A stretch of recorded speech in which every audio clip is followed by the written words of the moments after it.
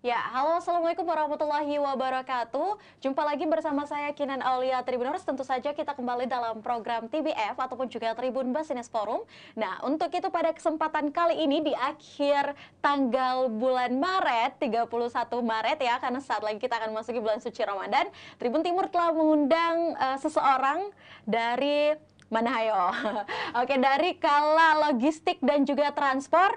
Nah, tapi hari ini spesial karena yang datang langsung di studio adalah Marketing and Asset Manager Kala Transport dan juga Logistik. Untuk itu saya juga mau menyapa ada Bapak Filky Dwi Sakti. Halo, assalamualaikum, selamat sore Pak Filky. Waalaikumsalam warahmatullahi wabarakatuh. Selamat sore Mbak Kinan. Oke, adem ya suaranya. Adem. Gimana kabarnya Pak? Alhamdulillah sehat hari ini. Mbak Kinan gimana? Oke, kabar saya nih Pak ditanyain ya. Kabarnya. Alhamdulillah sehat Pak, Iya. baik juga nih. Alhamdulillah berarti Baik ya. sama-sama baik. Iya, semoga juga sampai akhir acara kita selalu baik-baik saja ya. Iya, insya Allah. Enggak Pak. Oke, baik Pak Filky. Nah, hari ini kita akan membahas nih, kita kan lagi ada di program TBF nih Pak, Tribun Business Forum. Otomatis kita akan membahas bisnis-bisnis. Nah, untuk hari ini untuk Pak Filky sendiri dari Kala Logistik dan juga Transport, Tribun Timur telah mengusung satu tema nih Pak. Okay. Tema kita yang hari ini akan kita bahas adalah mengenai prospek bisnis Kala Transport dan juga Logistik di tahun 2022. Kalau kita bahas ini Pak, artinya kita bakalan flashback nih di tahun 2021, 2019. Nggak apa-apa ya kita bahas masa lalu? Tapi masa lalu bisnis. Iya, setuju. Oke, setuju. Nah, tapi Pak Filky, sebelum kita terlalu jauh juga membahas mengenai prospek dari bisnis Kala Transport dan juga Logistik, mungkin teman-teman di luar sana, Tribuners, pemirsa, bahkan Kinan, mau dong sedikit dijelaskan, atau banyak juga nggak apa-apa, mengenai sebenarnya untuk bidang usaha bisnis di Kala sendiri, terutama mungkin untuk Logistik dan Transport, Pak Filky. Silakan. Oke. Sebenarnya kalau kita ngomonginnya Kala Group, secara keseluruhan kan memang salah satu unit bisnisnya itu adalah transport dan logistik. Nah, makanya namanya sebenarnya Kala Transport dan Logistik. Basic thinkingnya sebenarnya kayak gini, kita itu mau mindahin orang dari satu tempat ke tempat lain, mindahin barang dari satu tempat ke tempat lain.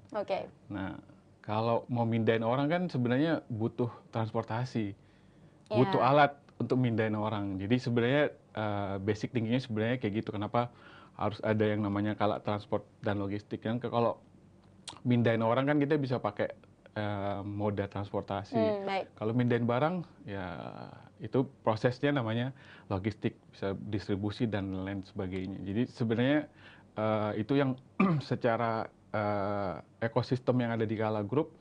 Karena kan di Kala Group itu ada banyak sebenarnya, ada berbagai macam bisnisnya. Nah, memang PT Bumi Jasa Utama sebenarnya nama legalnya. Makanya kalau kerennya sebenarnya disebut Kala Transport dan Logistik karena memang fokusnya ngurusin transportasi sama logistik. Nah, itu macam-macam sih, transportasinya seperti apa, logistiknya seperti apa, kayak gitu. Jadi kurang lebih konsepnya seperti itu, Mbak Kinan. Oke, baik. Nah, untuk Kala Transport dan juga Logistik ini berarti memang berada pada dua divisi ya, dua fungsi yang sama ya? Betul. Memang bergandengan gitu ya, untuk di Kala Group sendiri. Nah, ini juga yang menjadi pertanyaan nih Pak Filky. Sebenarnya untuk transport dan logistik memang melayani apa saja sih? Oke, kan kalau lanjutin dari cerita yang tadi misalnya. Silakan. Kan kalau mindahin orang pakai transportasi misalnya, kalau mindahin barang pakai yang distribusi logistiknya, itu kan saling keterkaitan sebenarnya. Makanya transport dan logistik itu nggak bisa pisah. Nggak boleh jalan masing-masing nggak boleh ya? jalan masing-masing. Harus berpasangan. Harus berpasangan. Nah, kalau yang di transport sendiri, transport itu kita ada beberapa struktur bisnis. Memang fokusnya itu adalah ke penyewaan kendaraan. Jadi yang pertama adalah sifatnya rental kendaraan. Jadi rental ini memang dikhususkan untuk penyewaan kendaraan ke customer fleet atau fokusnya ke B2B. Jadi kita nggak fokus nyewain kendaraan ke retail. Misalnya Mbak Kinan mau nyewa kendaraan pribadi gitu. Tidak bisa langsung seperti itu. Bukan rental biasa ya. Kita tetap melayani seperti itu. Hanya saja memang fokusnya gedenya Kala Transport dan Logistik itu memang karena melayani company sebenarnya. Walaupun memang ada sekian persen itu adalah kita layanin yang retail dan ada beberapa persyaratan. Jadi, cuman fokus utamanya adalah penyewaan kendaraan dulu, penyewaan kendaraan. Kemudian setelah itu kita juga ada layanan yang berhubungan dengan transportasi itu seperti driver services. Kalau kita ngomongin driver services, biasanya orang bilang, kalau transport ini nyewain driver ya? Bukan. Berarti Kita bukan ngasih sewa driver ke orang gitu, bukan. Kita bukan sama kayak outsourcing misalnya. Ada yang butuh driver, misalnya siapa gitu, Sisa kita kasih telepon. enggak. Tapi memang itu adalah layanan tambahan dari Kala Transport di divisi itu untuk memberikan benefit lebih ke customer. Jadi kan kadang ada customer yang memang kebutuhannya seperti yang beberapa company yang kita layanin itu adalah kita additional dari kendaraannya, selain kendaraannya itu ada drivernya. Jadi daripada mereka mengelola drivernya secara sendiri-sendiri, itu kan ribet kalau ngurusin driver. Ada misalnya ada ratusan driver, biar kami aja yang bantu kelola drivernya. Jadi ketika mereka mau melakukan penyewaan kendaraan plus driver itu bisa ke kita. Nah, yang berikutnya itu kita juga ada additional tambahan ke teman-teman corporate yang menyewa kendaraan, yaitu adalah kami sediain fleet management system. Itu lebih kepada teknologi digital sih, terintegrasi. Jadi kadang kalau misalnya seperti company-company yang pengen tahu berapa sih sebenarnya pemakaian bahan bakar di mobil yang saya sewa, berapa sih sebulan jarak yang ditempuh oleh kendaraan itu, terus berapa sih sebenarnya saya harus menganggarkan budget untuk kendaraan yang saya sewa, itu bisa kita fasilitasi dengan fleet management system itu. Jadi kita sediain itu. Kemudian yang paling terakhir memang kita ada bisnis yang setelah selesai kontrak ada mobil yang sudah usianya 5 tahun itu bisa kita jual ke usernya. Atau biasanya kita bilang used car. Cuman itu memang additional bisnis tambahan sih. Kalau misalnya memang nanti usernya mau beli, kan misalnya kayak Bakinan sewa ke kita 3 tahun, 4 tahun gitu. Terus, ini kan tadinya saya pakai 4 tahun, mau saya beli gitu. Mending langsung beli ya, biar jadi kepunyaan sendiri. Betul, dan pasti karena orangnya udah pernah pakai, dia udah tahu rasanya, ya pasti dia akan lebih prefer itu dibanding dengan beli mobil lain misalnya. Kayak gitu sih. Nah, itu yang transportnya sih. Untuk dijalanin juga begitu sendiri. Logistiknya beda lagi. Kalau logistik, kita ada banyak banget line bisnisnya. Kita mulai dari transporter. Transporter itu mindahin barang-barang yang sifatnya seperti FMCG, terus barang-barang retail, kebutuhan rumah tangga dan sebagainya. Terus kita ada trucking. Trucking itu kayak material alam gitu yang kita angkut, move dari satu tempat ke tempat lain. Itu di logistik juga berarti? Yes, betul. Wow, ya. Saya lanjutin lagi. Silakan. Aku nih sambil memperhatikan nih Pak, seru sekali. Berarti kalau orang-orang lihat nih bahwa ternyata logistik di Kala ini sangat mencakup luas. Karena bahkan material-material di alam ini saya baru pertama kali dengar loh Pak. Keren-keren. Ya, dilanjutkan lagi Pak. Apalagi? Ya, selain yang material alam itu, kita juga ada distribusi kendaraan. Distribusi kendaraan ini sebenarnya awalnya BJU itu lahir. Dulu kan base-nya Kala Group itu adalah Toyota. Jadi dari Jakarta ada proses pengiriman kendaraan dari Jakarta pabrik ke seluruh wilayah yang ada di Sulawesi. Nah, itu dulu di-handle oleh Toyota sendiri. Kemudian karena besar, harus ada yang kelola, itu harus pindah menjadi company sendiri. Akhirnya dikelola. Memang awalnya dulu dari itu juga, dari pengiriman kendaraan. Dan sekarang pun kita sudah mengirim kendaraan Toyota itu hampir ke seluruh wilayah di Sulawesi dan Indonesia Timur. Nah, itu baru pengiriman kendaraan. Kemudian yang paling terakhir ini adalah kami ditunjuk sebagai distributor ice cream. Untuk wilayah Sulawesi. Kita itu kurang lebih ada 20 outlet yang kami layani tiap hari untuk pengiriman ice cream ke toko-toko mereka. Yang toko besar yang kita sebut modern kayak supermarket dan sejenisnya, sama toko-toko retail yang kecil yang kita distribusi. Kayak gitu. Tapi untuk ice cream ini sendiri juga memang sudah cukup lama berjalan? Yang ice cream itu baru setahun lebih. Oke, berarti masih newbie juga ya, masih baru juga. Nah baik, kita Kinan mau kembali juga nih di kala transport sebelum saya ke logistik lagi, Pak Vilke. Nah untuk transport sendiri ini, seperti yang kita ketahui tadi di awal bahwa sebagai juga apa ya, rental di kala tentunya nyewa ini kendaraan, nyewa kendaraan ini sampai sekarang mungkin khusus di Kota Makassar ini udah berapa unit?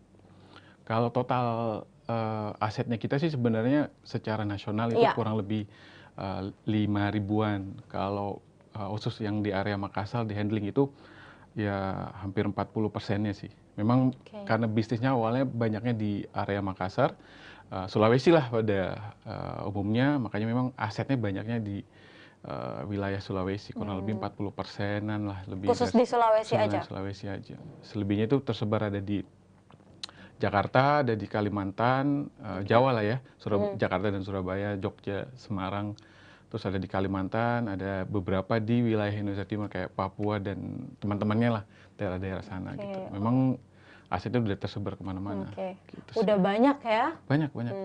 Nah kalau untuk kalau logistik sendiri, untuk unitnya juga kalau sudah hampir sama persentasinya? Yes, kalau logistik itu kan memang karena dia bertumbuhnya baru beberapa tahun terakhir. Jadi mulai 2017-2018 sebenarnya waktu tahun itu memang fokusnya adalah pengiriman kendaraan saja yang sifatnya melalui metode pengiriman car carrier. Kalau biasanya di kami itu bilangnya mobil diangkut pakai mobil, itu car carrier kan.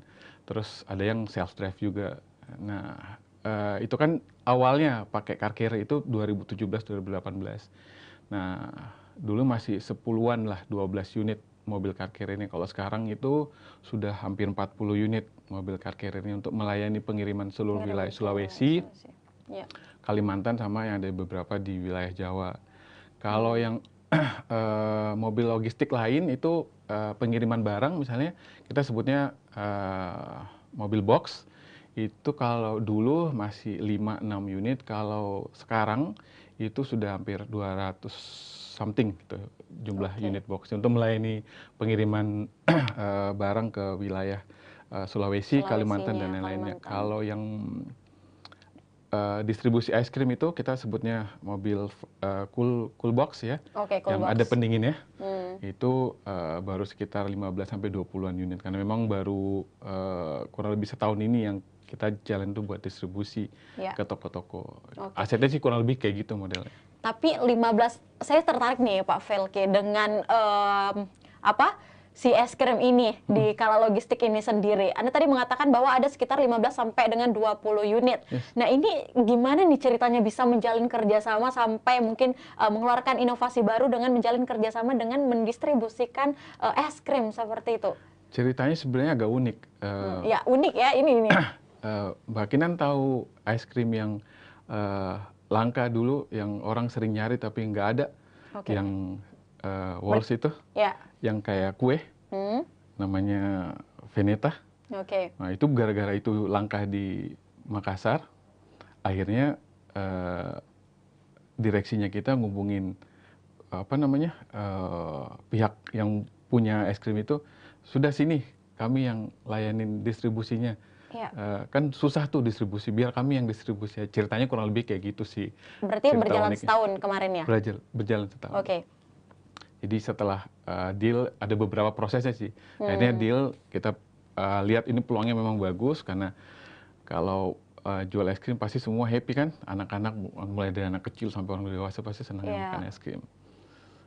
Rasa stroberi, coklat, dan lain-lain. Akhirnya keputusannya ya udah kita move ke dibantuin distribusinya.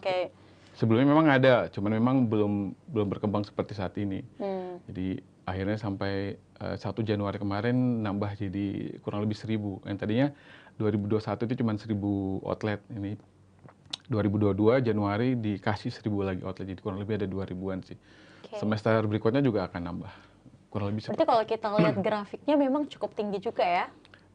Iya, kurang lebih kayak gitu sih. Memang karena kebutuhannya memang distribusi itu, apalagi pas COVID terus mau masuk new normal dan sebagainya, itu memang kebutuhannya jadi makin banyak juga yang ingin dipenuhi. Oke, baik Pak Vilke, ini kita dari tadi udah cukup dijelaskan juga ya mengenai skala logistik maupun juga transport. Jadi ini Kinan udah banyak edukasi juga nih dan informasi. Tapi yang paling penting tadi juga sempat dibahas nih mengenai cakupan wilayah dari skala grup khususnya mungkin di logistik dan juga di transport itu sendiri. Nah, kalau sampai sekarang udah mencakup wilayah apa saja atau mungkin udah pernah mengalami ekspansi di mana saja, Pak Filki? Iya, kalau base-nya kan sebenarnya di Sulawesi. Sulawesi itu untuk transport dan logistiknya udah hampir semuanya sebenarnya. Jadi kalau mau dibilang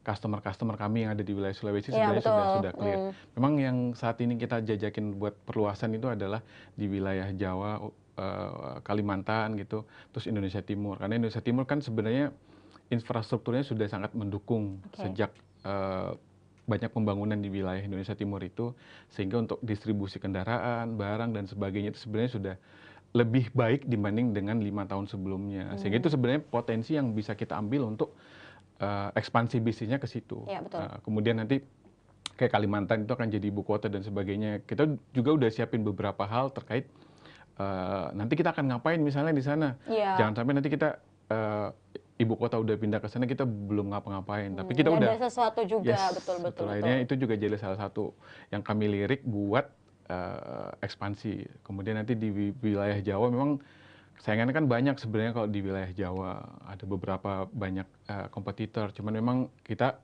coba jadikan itu sebagai metode marketing untuk saling berkolaborasi dengan mereka. Kan kadang ada teman-teman yang di Pulau Jawa itu mau ekspansi bisnisnya ke wilayah Sulawesi sini, biar kami aja yang handle, kita kolaborasi. Begitu kalau kami mau ke sana juga, kita juga bisa kolaborasi sama mereka. Jadi kolaborasi antar kota itu bisa terjalin dengan baik juga ya. Jadi kan agak ini sebenarnya saling menguntungkan. Kita mau ekspansi ke sana, ada mereka mau ekspansi ke sini juga kita ada. Karena kan memang kebutuhannya kan distribusi itu bisa kemana-mana aja. Ya, yang penting ada feedback ya satu sama lain. Saling menguntungkan. Baik, ini sebelum kita masuk di prospek bisnis skala khususnya di properti dan juga transport logistik dan juga transport ini, Pak Filki, kita mau bahas juga nih. Tadi saya sudah bilang di awal bahwa kita akan flashback sedikit mengenai prospek bisnis skala di masa pandemi kemarin. Nah, seperti yang kita ketahui bahwa 2 tahun kemarin kayaknya sepertinya memang semua sektor menghadapi penurunan, apalagi di bidang ekonomi ya khususnya. Nah, ini hari ini kita juga sudah bertemu langsung ini dengan bisnis skala khususnya di di transport dan juga logistik nih. Pak Filki, bagaimana sih kemarin di masa pandemi di 2019 mungkin sampai dengan 2020 ya? Karena kalau kita lihat 2021 memang sudah cukup menurun juga nih angka COVID. Itu gimana kemarin? Ya, pasti kalau ngomongin COVID itu nggak ada yang bilang itu mudah sebenarnya. Semua pasti nganggap itu adalah tahun-tahun yang benar-benar tough sebenarnya.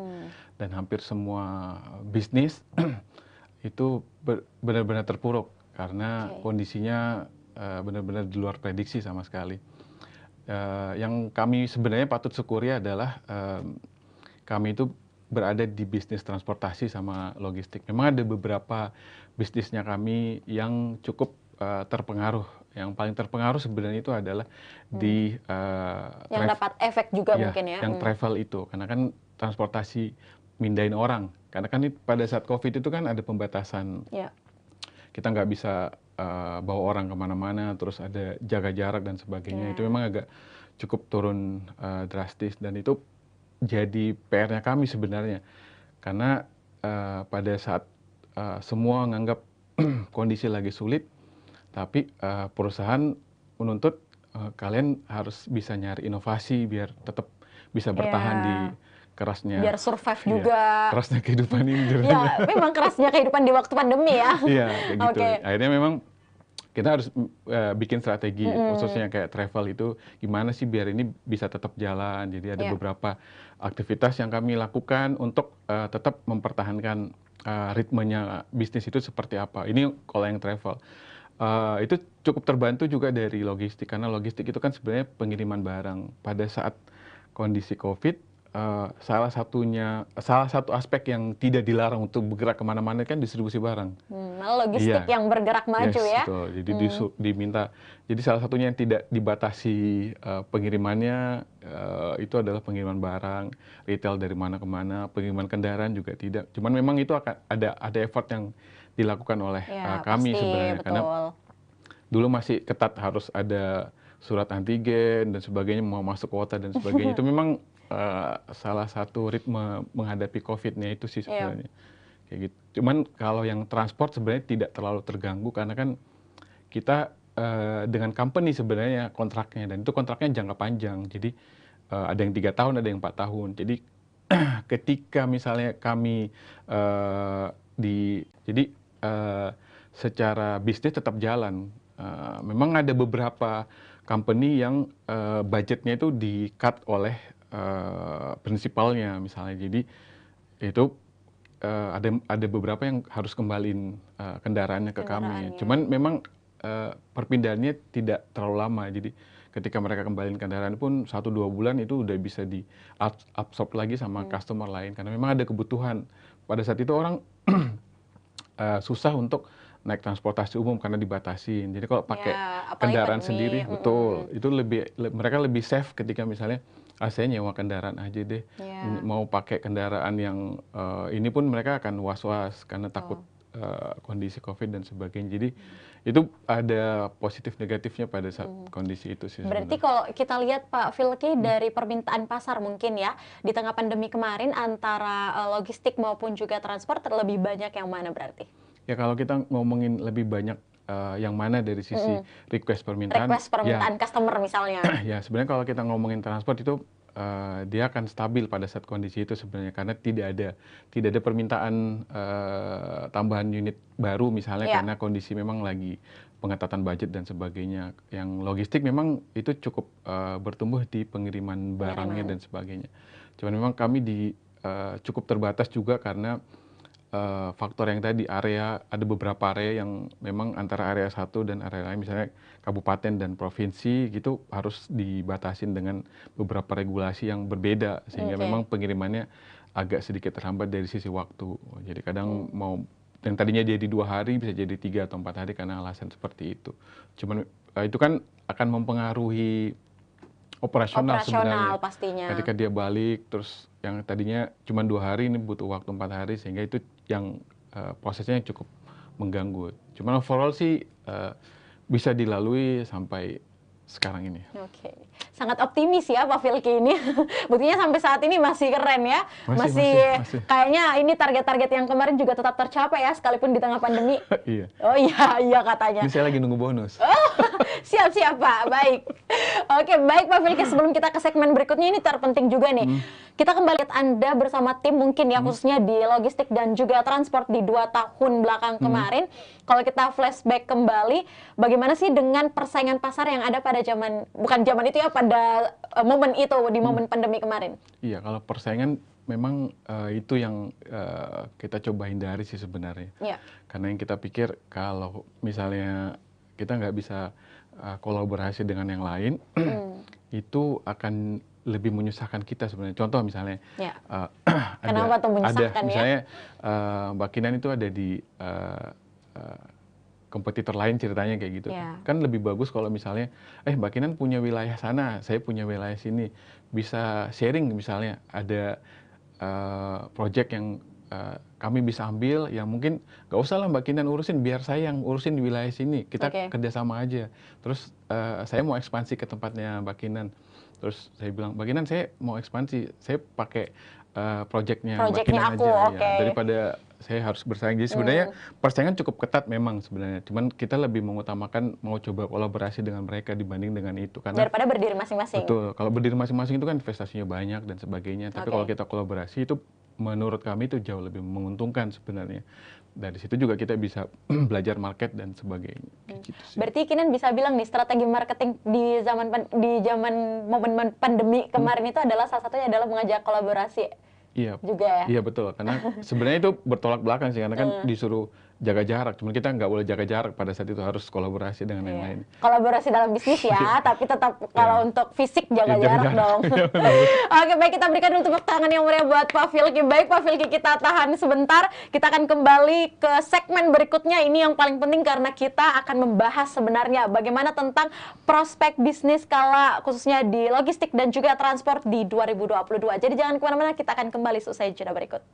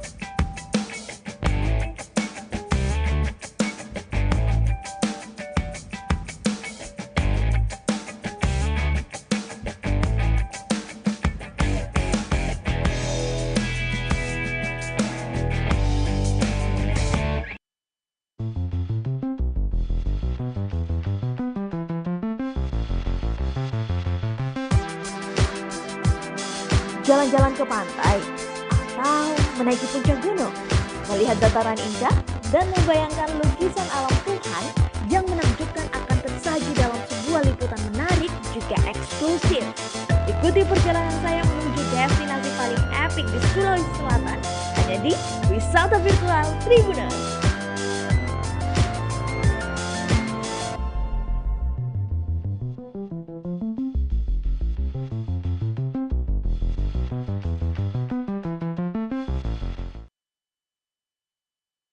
Ya, baik Tribuners, jumpa lagi bersama saya Kinan Aulia. Kita kembali dalam segmen kedua. Nah, di segmen ini kita juga masih bersama narasumber kita yang pastinya ganteng, muda, aduh, dan juga apa lagi nih? Yeah. Oh, ya udah diain. Oke, baik, di segmen kedua ini kita masih dalam program TBF Tribun Business Forum, dan tentu saja kita juga masih bersama dengan bisnis skala transport dan logistik. Untuk itu tadi Kinan di awal sudah nyisipin satu pertanyaan sebenarnya. Kita akan membahas mengenai prospek bisnis untuk kala transport dan juga logistik. Nah, gimana, saya mau menyapa dulu nih Pak Filki. Gimana Pak Filki, masih semangat? Ya, sore masih semangat.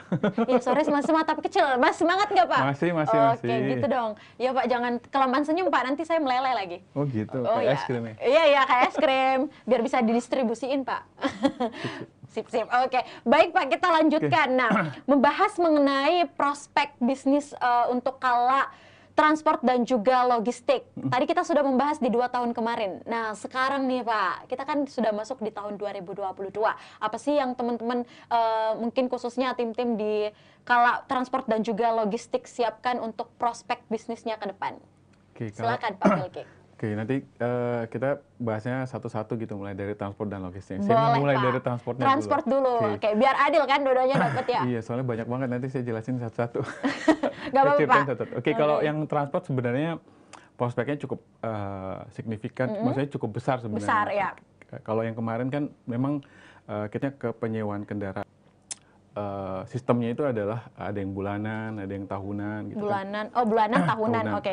Walaupun yang daily itu ada juga, cuman persentasenya tidak terlalu besar sebenarnya. Berarti minatnya orang lebih banyak ke bulanan ya? Yes, karena memang fokusnya adalah yang company itu kan memang bulanan sampai itu metode yang menurut kami itu bisa kita coba. Contoh misalnya kayak gini. Dulu kepikiran, kenapa ya bayar bulanan atau bayar voucher? Aduh, kalau aku tahunan sih Pak. Tahunan, oh, luar biasa. nggak apa bulanan, oke. Karena itu biasanya ada dua opsi. Ya. Biasanya bayar bulanan, atau dipakai dulu, bayar bulanan, atau dibayar berdasarkan KWH yang masuk ke rumah. Ya. Nah, itu jadi inspirasi sebenarnya. Kenapa kalau kita nggak cobain juga. Di kendaraan kita nggak cobain gitu? Kan lebih murah yang mana sebenarnya? Apakah kita membayar sesuai yang kita pakai atau kita bayarnya bulanan? Kan kalau sewanya bulanan misalnya, belum tentu dipakai 24 jam kan ya? 24 Tapi jam. kalau dibayarnya sesuai yang dipakai, saya yakin customer-nya akan jauh lebih senang. Misalnya selama sebulan itu saya cuma pakai 200 km ya, bayarnya per 200 km itu aja. Dan hemat juga ya. Saya cuma kami cuma nagihnya per kilometer misalnya sekian ribu gitu. Pakainya Bapak sama Ibu pakainya berapa lama misalnya sebulan itu kurang lebih 200 sampai 250 km ya, bayarnya segitu aja. Dibanding dengan nyewanya sebulan belum tentu dipakai juga. Itu salah satu yang kami coba terapkan di bisnis transportasi. Jadi kemungkinan nanti itu akan jadi pengembangan bisnis berikutnya di tahun ini sama tahun-tahun berikutnya. Kita akan mau coba lihat itu. Kan sebenarnya kayak yang ada sekarang kayak ojek online itu kan memang sebenarnya menggunakan kilometer juga, dan itu yang kita coba terapkan di bisnisnya Kala Transport. Kalau yang di logistik sendiri memang untuk tahun ini sama tahun-tahun depan itu adalah mau fokus untuk pengembangan yang ada sekarang, termasuk yang tadi ice cream dan lain sebagainya. Di ice cream itu sebenarnya masih ada beberapa bisnis yang bisa kita kembangkan, karena kita mau ngomongin segala sesuatu yang sifatnya frozen. Yang frozen itu kan sebenarnya bisa bertahan lama gitu. Contoh misalnya ada beberapa company itu yang memang menyediakan makanan frozen, nanti mau disajikan baru kemudian dia panasin atau sebagainya. Dan itu peluang sebenarnya buat kami, selain tadi ya kita ngomongin es krim itu. Ada beberapa frozen yang food lah ya, yang sebenarnya secara market itu dibutuhin saat ini. Karena kadang udahlah saya nyimpan frozen food aja, jadi nanti pada saat ada kebutuhan buat disajikan ke customer atau disajikan direct ke orang itu udah bisa kita langsung sediain. Nah, pertanyaannya frozen foodnya itu produksi di mana sebenarnya? Kan itu ada macam-macam. Ya, berbagai tempat juga. Nah, ada beberapa fast food yang ada di Indonesia itu kan sebenarnya basicnya makanannya mereka itu kan frozen. Nah, kadang kita nanya mereka ngambilnya dari mana, terus distribusinya dari mana. Nah, itu kan sebenarnya peluang kayak gitu. Nah, itu yang kita coba nanti kembangin selain yang ice cream itu tadi. Kita mau coba lihat apakah frozen food itu memang benar-benar bisa jadi salah satu peluang bisnis berikutnya. Dan itu sementara kita jajakin untuk beberapa fast food company yang ada di Indonesia sebenarnya. Kemudian untuk beberapa tahun berikutnya kan kita juga ada beberapa pengembangan terkait bisnis, misalnya kita mau masuk ke area tambang. Kalau Mbak Kinan mungkin tahu kalau di wilayah Sulawesi khususnya di Morowali dan sebagainya itu kan banyak banget tambang. Tambang, terkenal juga daerahnya. Itu kan sebenarnya mindahin barang, mindahin nikelnya dari satu tempat ke tempat lain. Materialnya ya. Yes, materialnya. Itu juga mau kita kembangin. Cuman yang sekarang kan kita baru material alam yang ada di wilayah sini. Cuman kalau tambang itu kan prosesnya memang agak jauh lebih kompleks karena dari ekosistemnya kan banyak banget sebenarnya, karena dia dari tempat galiannya harus dipindahin ke tempat lain, terus nanti diangkut ke kapal buat nanti masuk ke mother vessel dan diproduksi di smelter dan sebagainya. Itu ekosistemnya kan banyak sekali. Iya, benar. Juga. Banyak banget. Jadi memang harus ngambil coba peluang itu sebenarnya. Selain tambang, kita juga mau coba bisnis ekspor udang sih sebenarnya. Sebenarnya Kala Group itu kan memang ada beberapa. Berarti udah masuk food juga food, ya? Ada beberapa food yang dikelola oleh Kala Group sebenarnya. Kita kan mau coba kelola. Pokoknya yang semua di Kala Group kalau butuh mindahin biar kami aja mindahinnya. Percayakan ya? Sebenarnya kayak gitu. Jadi itu baru ngomongin Kala Group itu kan captive marketnya udah besar sebenarnya. Kita mau coba ke yang lain. Jadi intinya selama masih mau mindahin barang, mau mindahin orang, itu kami pasti ada. Gitu. Pokoknya langsung percayakan dengan transport dan logistik yang ada di bisnis Kala ya. Yes. Oke, baik. Gitu, nah, dengan prospek yang kita lihat juga ini, khususnya di tahun 2022, apalagi tadi saya mendengar Pak Filky akan mau mengembangkan apalagi pendistribusian yang cukup unik seperti es krim tadi. Nah, ini yang paling penting juga Pak Filky. Mungkin Anda di marketing juga, ini bisa dijelaskan sih mungkin sampai saat ini, apalagi mungkin kalau kita lihat, Kala ini udah terpercaya ya di mana-mana, apalagi mungkin untuk transport dan logistik. Strategi marketing apa sih yang mungkin kadang Anda tawarkan atau Anda lakukan untuk tetap bisa mengembangkan atau mungkin setidaknya tidak menurun lah, gitu, nggak stagnan juga gitu? Ya sebenarnya agak kalau kita ngomongin customernya Kala Transport dan Logistik kan kebanyakan kan sebenarnya company. Kayak misalnya Unilever yang tadi, terus yang memang kita udah ditunjuk sebagai partnership, kemudian ada Mayora dan lain-lainnya sebenarnya. Itu kan buat aktivitas marketingnya sebenarnya yang kita lakuin adalah menjaga trust-nya sebenarnya yang paling penting dengan mereka. Karena kan mereka itu minta barangnya segera didistribusikan tepat waktu. Itu yang kita coba jagain dari. Karena kita ada SLA yang kita mesti jagain. Kita janjinya ke mereka sekian hari distribusi kendaraannya. Terus kan kalau misalnya Mbak Kinan pesan barang dari e-commerce misalnya, kan pasti Mbak Kinan ngecek ini sudah sampai mana. Sampai di mana. Sampai di mana. Ya, gitu. Biar cepat datang, nggak digantung kan? Ya. Jangan sampai nanti di PHP misalnya. Bener, nggak enak atau Pak. Di ghosting gitu. Aduh. Jadi itu yang kita jagain. Customer kita kan pengennya, saya tahu barang saya dikirim, udah diambil nih. Benar nggak nyampe ke situ? Udah nyampe mana sih sebenarnya? Kayak gitu. Jadi itu yang kami coba jaga dari customernya kami, biar mereka juga tetap yakin bahwa barang yang mereka amanahkan ke kita itu bisa kita kirim sesuai dengan kebutuhan mereka percaya. Jadi mereka bisa kerjasama dengan kita. Itu yang pertama sih sebenarnya. Kalau kita ngomonginnya yang logistik, kalau yang transport terutama misalnya kayak waktu pandemi kemarin, itu kan mereka kurang serak untuk berinteraksi dengan kami karena selalu mau jaga jarak dan sebagainya. Atau paling tidak ketika misalnya kendaraan mereka itu mau kita maintenance dan sebagainya, itu kadang mereka malas untuk keluar. Akhirnya salah satu aktivitas yang marketing yang kita coba lakukan adalah kami yang mau langsung in touch ke customer-nya, kami yang langsung datangin sebenarnya. Jadi kami sediain ada mobile care sama sifatnya mobil sama motor. Jadi kadang kami in touch langsung juga. Ada jadwalnya misalnya mingguan atau harian kami kunjungan. Cuma nanya saja ini kendaraannya apakah ada masalah atau enggak. Problemnya di mana gitu. Kalau misalnya memang berat, maka kita akan ngirimin teknisi langsung eksekusi kendaraannya untuk diperbaikin. Jadi sebenarnya aktivitasnya karena dia company memang sifatnya adalah lebih menjaga trust dan coba membina hubungan yang baik sama customer-nya. Nanti untuk ekspansinya tetap dapat new customer itu juga tetap kita akan jalanin seperti biasa. Oke, baik Pak Filki. Nah, jadi kalau yang mungkin Kinan bisa simpulkan di sini, kalau kita lihat itu trust-nya tetap harus dijaga, tapi tidak melupakan juga untuk tetap mengembangkan bisnis. Apalagi sekalipun mungkin kalau kita membahas mengenai kepercayaan customer atau juga company memang sudah mendapatkan posisi yang baik ya untuk bisnis transport dan juga logistik ini, khususnya di kala ini sendiri. Nah, ini yang penting juga nih Pak Filki, yang teman-teman mungkin di luar sana mau tahu juga.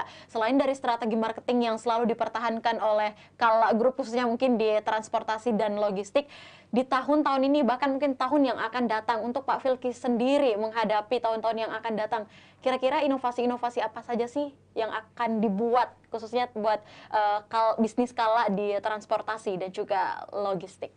Oke, kalau yang tahun-tahun berikutnya sih memang harusnya kita move-nya ke digital sih sebenarnya. Harusnya sih sebenarnya. Kan kayak yang acara sekarang yang dibuat sama Tribun Timur kan menurut kami itu juga salah satu cara yang sangat baik menurut kami, karena mau intas langsung dengan customer melalui media digital dan sebagainya. Saya pikir memang pemanfaatan digitalisasi metode yang paling bagus itu adalah saat ini itu harusnya bermain di digitalisasi untuk semuanya, baik itu marketingnya, operasionalnya dan yang lainnya, harusnya memang fokusnya ke situ. Makanya kalau kita ngomongin mau ngapain 2, 3 sampai 5 tahun ke depan, harusnya memang infrastruktur digitalnya itu harus dikuatin benar-benar. Nah, makanya kayak lihat Tribun udah bisa seperti ini kan sebenarnya karena mikir, ini kan ada peluang sebenarnya buat nangkap market baru dan sebagainya. Nah, kayak gitu sih juga kita mikirnya digital itu infrastrukturnya benar-benar harus jadi. Karena kalau harus kuat juga, betul-betul. Di tempat lain udah 5G, 6G, terus kita masih 4G atau kalau perlu nanti kita 10G ya, Pak. Kayak gitu sih. Jadi memang harusnya kalau kami mikirnya digitalisasi itu benar-benar harus dikemas baik-baik, dibuat infrastrukturnya benar-benar matang dan sebagainya. Jadi pada saat nanti kita mau lari kencang di 5 tahun ke depan itu udah siap, karena memang fondasinya yang digital itu memang harus benar kuat sekarang. Gitu. Jadi berarti memang pendukung atau supportnya ini biar lebih mantap lagi, kuat lagi, mungkin bangunannya adalah pemanfaatan digitalisasi yang ada. Jadi mungkin turun juga ya, maksudnya tetap menggunakan platform-platform yang ada. Jadi apalagi kalau kita lihat memang kalau di masyarakat Kala Group itu sudah betul-betul mendapatkan posisi terbaik ya. Ya, amin dong. Amin. Dan pastinya apalagi customer setia Kala Transport dan juga logistik. Nah ini Pak, sebelum kita ke closing statement untuk Pak Filki, dari target-target yang tadi Anda jelaskan di segmen pertama sampai juga segmen kedua di tahun ini, kira-kira target yang paling ingin dicapai apa? Selain mungkin chief target ya?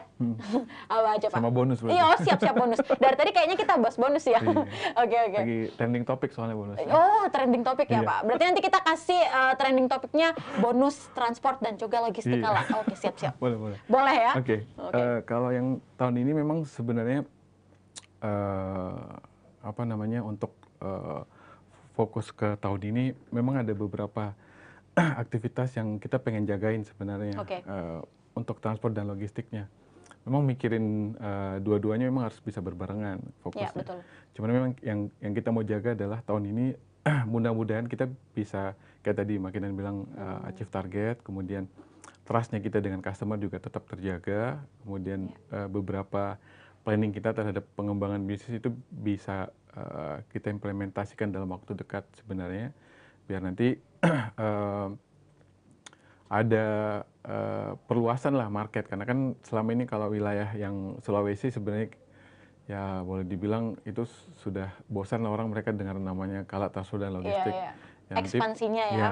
Pengennya nanti di tempat lain juga akan jadi seperti itu sih. Jadi bukan cuma di wilayah Sulawesi tapi Kalimantan misalnya, di Jawa ataupun wilayah lainnya. Kayak gitu sih Mbak Kinan. Target terdekat ini ya. Yes. Oke, jadi selain chief target, bonus dan juga ekspansi ya. Oke, itu yang tapi kayaknya yang paling penting poin pertama ya. Bonus target baru ekspansi. Siap-siap, baik Pak Filky.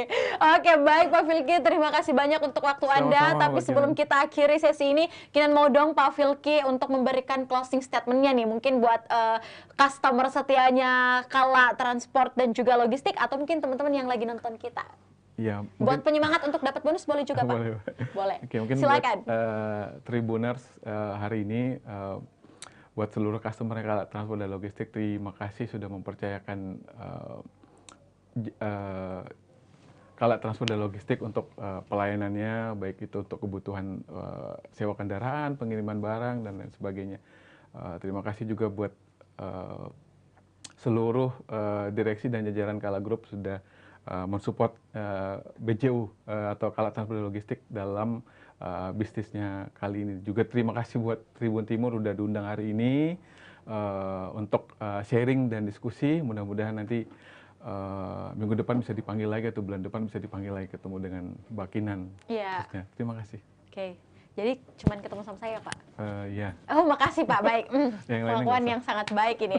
Baik, terima kasih banyak Pak Filky sudah hadir di ruangan ini, di studio Tribun Timur, berbagi juga bersama kita. Ini sangat penting, banyak sekali ilmu dan juga edukasi Tribuners yang kita dapat hari ini, bukan hanya tentang bisnis, tapi juga ternyata tentang bisnis yang ada di Kala mengenai transport dan juga logistik. Yang ternyata kalau kita lihat ini prospeknya, aduh sangat luar biasa sekali, apalagi teman-teman dari Kala Bisnis khususnya di transport dan juga logistik telah menyiapkan inovasi-inovasi. Jadi kita nanti akan tunggu juga nih Pak Filky.